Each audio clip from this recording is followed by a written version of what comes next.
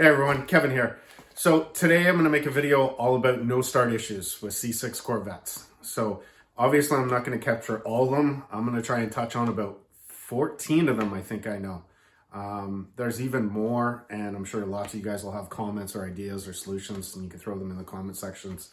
But we're going to run through simple ones like no battery, low battery in your fob, low battery in the car, relays, BCMs, things like that, alternator connections. So we'll run through all of them.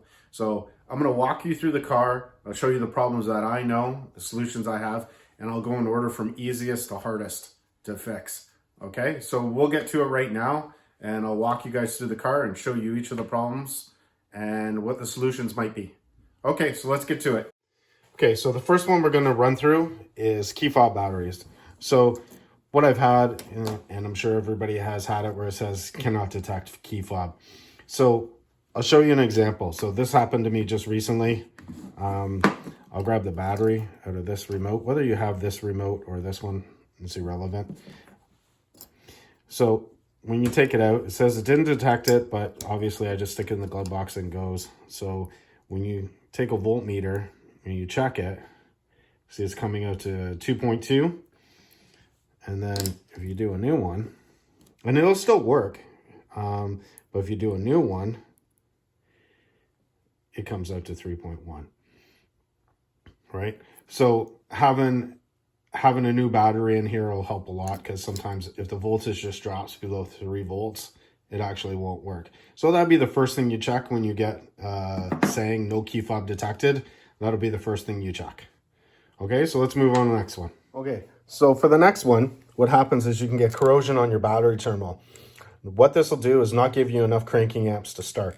So you always want to make sure these are clean and these are tight. So you want to make sure your terminal connections are tight on both your positive and negative terminals. So that could be one thing for a no start issue. Really simple one. So with regards to the battery and not enough cranking amperage from the connections, it also could be just your car's been sitting. If your car sits a couple of weeks, C6 Corvettes don't do well sitting. They actually do drain the battery. So I hook a trickle charger up to mine. I find that anything close to 12 amps in the battery isn't suitable enough to crank over the car properly. And sometimes you can have a little bit of issues with that as well. So that's one thing. I always keep my battery topped up so it's at the optimal power for starting. Okay, one of the first no start issues I ever had when I got mine was the fuel pump relay. So it's number 55, I think right there, and it's a fuel pump relay. I think it's down there. So what happens is it gets overheated for some reason, and it doesn't technically fail, but it'll give you no start issues. And basically this one, you can see it, it's starting to burn on the side. I've already replaced this once. So basically what I did to figure out the problem, I removed the fuel pump relay, and I think this is the windshield washer pump relay. So I switched it with this one, and it works fine for the windshield washer pump, but as you can see, it's burnt, because that's the one I took out of here and put there. And so I carry an extra relay in my car because of this, and so I'm going to be replacing this one very shortly too. But again, that's another no start issue that you guys can see. And usually what happens with this one, all your dash lights will come on and everything. Your car will click, but it won't actually start. So that's one of the simple first things to check. And you can just swap it with that one if you haven't already used it before. Or one of the other ones as well. Okay, so let's move on. Another simple one is a faulty ignition switch. So this I haven't heard about a lot. I know some people have it. Because of it, I bought one spare, and so I have it.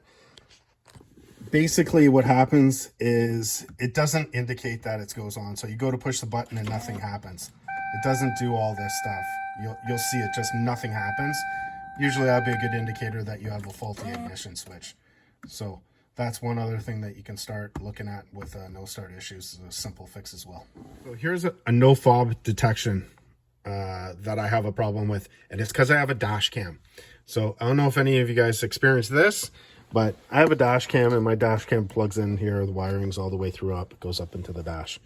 So what happens is if I have the key fob in my pocket and I go to start the car, I just get a bunch of clicks, no fob detected.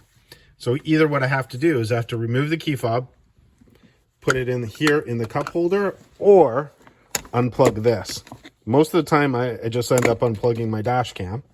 And then what happens, because the key's in my pocket, then what happens is it's no problem. I just turn the car on like normal. But that took me a little while to figure that one out. So I hope that helps you out with no key fob detected if you have a dash cam and the key fob's in your pocket. So that may be something to look at as well. Okay, let's move on to the next one. So another simple one is the alternator. Okay, so you got the positive connection to the alternator. And what I've seen other guys have had is they've had actually a loose connection. And believe it or not. So that's one thing you'd want to check too. I've never seen them corroded, but check for a loose connection. Make sure the wire is good here as well. So these are all the first simple things to check with no start issues. Okay, so let's go on to the next one. So again, another one with the battery is a bad alternator. So basically, if your alternator isn't providing enough power charging the battery, so when you notice when your car runs, my car usually runs anywhere in between 13 and 14. I'll throw up the proper numbers up here. But so that's providing enough power to charge the battery properly. What happened before is I replaced my alternator because it wasn't providing enough power. It was only putting out about 12 volts. So only putting out 12 volts, it was only giving 12 volts charging to the battery, which wasn't enough. So every time I went and stopped it, the battery wouldn't have enough power to start the car. So that's another issue to look at. And you can either do a load test on these or whatever, but I just replaced mine. Okay, so that's one other thing that can be causing a no start issue. So the next one's going to be ground wires. So there's ground wires, locations are here. I have a video about it, but there's ground wires there. The biggest ground wire is underneath the battery connection, and that's ones that you want to make sure are clean. What I've been doing is as I work on my car and I go through it, I clean any ground connection I come across, but I do have other videos showing all the ground connections and where they are. Take a look at that video and that'll help you clean up your ground connection underneath your battery. And that'll be some no start issues as well. Okay, one of the issues I've had is BCM. So I've had a connection with my BCM issue, and what I ended up doing is just taking off the connections and reconnecting them. And that actually ended up fixing my problem with my no start issue. So with the BCM no start issue, what happened and how I knew it was the BCM, I went to the car, I turned it on, I hit the start button.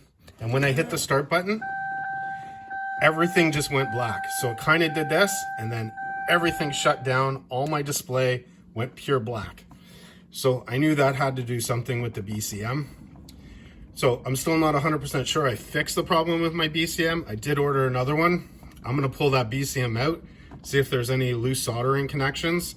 I do have a new one to replace it with. But again, you get a black screen, check your BCM. Could be a ground connection or it could be a loose connection on your terminals to your BCM. So another one with the BCM could be the Run Crank Relay on the back of the BCM. So you can see it here in this picture, and it's actually on the back of your BCM. I'm gonna hop over and show you. So here's a new BCM.